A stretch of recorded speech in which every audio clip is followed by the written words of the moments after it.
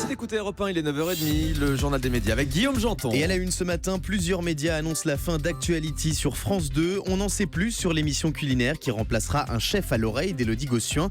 Et l'Académie des Césars pourrait ne pas remplacer Roman Polanski. Et on commence avec France 2 qui pourrait annoncer la fin d'Actuality. Oui, selon le Parisien et Pure Média, le talk-show quotidien de Thomas Tourou devrait s'arrêter au mois de mars en raison de ses audiences qui stagnent entre 550 000 et 600 000 téléspectateurs chaque jour à 17h55. 700 000 hier soir. Record hier soir effectivement. Actuality pourrait être remplacé par Tout le monde a ce mot à dire, un jeu produit par Nagui et animé par Olivier Mine et Sidonie Bonnec. Nous avons contacté France 2 qui dément ces informations et du côté d'Éléphant, le producteur de l'émission, on affirme ne pas être au courant d'une éventuelle déprogrammation. Et on en parle tout à l'heure dans notre débat. Que penser de ces changements incessants de grille sur France 2 ? On verra ça avec nos spécialistes. On reste sur France 2, on en sait plus sur l'émission culinaire qui va remplacer un chef à l'oreille. Malgré ses scores au-dessus de ceux d'Amanda, le jeu culinaire d'Élodie Gossuin ne sera diffusé que jusqu'à la fin du mois prochain. À partir du 27 février, les téléspectateurs de France 2 découvriront chaque jour à 16h50 une nouvelle émission autour de la cuisine baptisée Chérie, c'est moi le chef.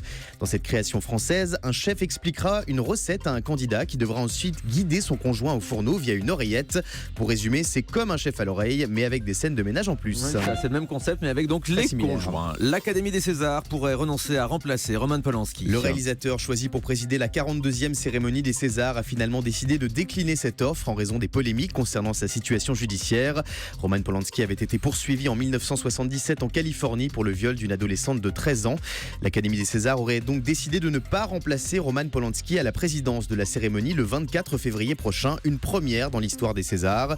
En revanche, la cérémonie accueillera une nouvelle fois un invité d'honneur et après Michael Douglas, il pourrait s'agir de George Clooney cette année. Oh, what else? La journaliste Christine Kelly affirme avoir été menacée après avoir commenté l'affaire Pénélope Fillon. L'ex-membre du CSA fait actuellement la tournée des plateaux de télévision et des radios pour parler de sa biographie de François Fillon, rééditée suite à sa victoire à la primaire de la droite.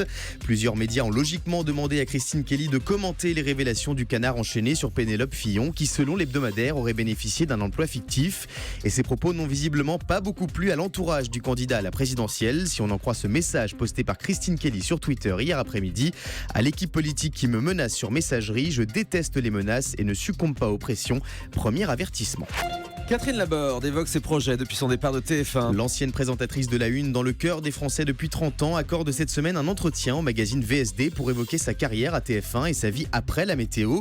TF1, ce n'est pas les bisounours, mais j'y étais très heureuse, dit-elle. Catherine Laborde rappelle que sa décision de quitter la chaîne a été mûrement réfléchie et qu'elle va lui permettre de s'adonner à ce qu'elle appelle sa paresse naturelle.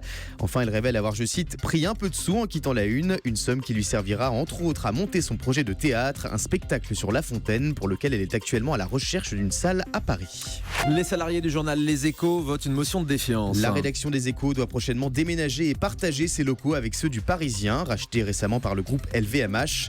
Mais cette décision est loin de faire l'unanimité au sein des salariés du quotidien économique qui ont voté mardi une motion de défiance contre leur direction. Ils réclament plus de places dans leurs futurs bureaux qui accueilleront au total 1500 personnes.